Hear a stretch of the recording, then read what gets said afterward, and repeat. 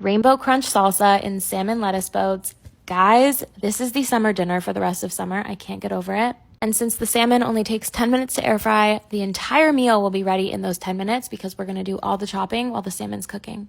I cut wild salmon into cubes and season it with olive oil, coconut aminos, garlic powder, cayenne pepper, and maple syrup, and then into the oven at 400 degrees for 10 minutes. Now onto the salsa, my new favorite way to eat the rainbow. It's packed with vitamins, minerals, antioxidants, prebiotics, fiber, essentially all things happy gut microbiome. And mango season is the best season, so cube a mango, I keep rewatching this clip, and a red bell pepper as well. You know the drill, the finer the chop, the better the everything. Since this is crunchy, it's preppable and it's gonna last and be the perfect nutrient-dense snack or side aside from this meal, so make extra. Some red onion and jicama. I feel like no one talks about jicama enough. It's easily one of my favorite foods and it's an amazing source of prebiotic fiber, great for digestion. Then we're gonna do a habanero pepper, but you can totally adjust for spice. And then obviously cilantro.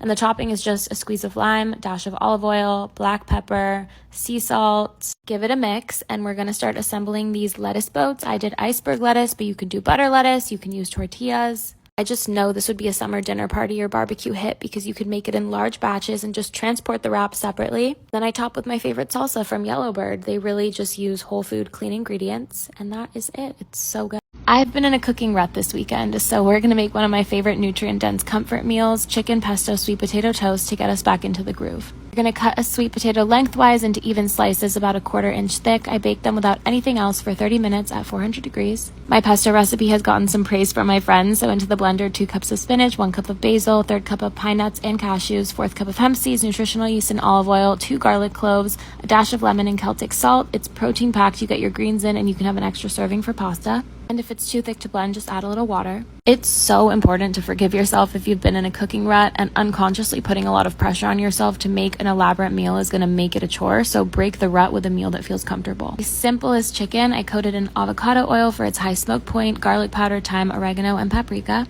The longer you can let it sit, the better, but if not, it still does the job. I let it sit on the pan for 6 minutes, then flip for another 6, and then cut into thin strips. I get so excited to assemble this every time. I do a generous lather of pesto topped with the chicken, arugula, some homemade pickled onions, and usually a balsamic glaze, but I only had vinegar. I love this meal because while it's simple, it's enough to get me excited about cooking again. Full recipe will be in the caption.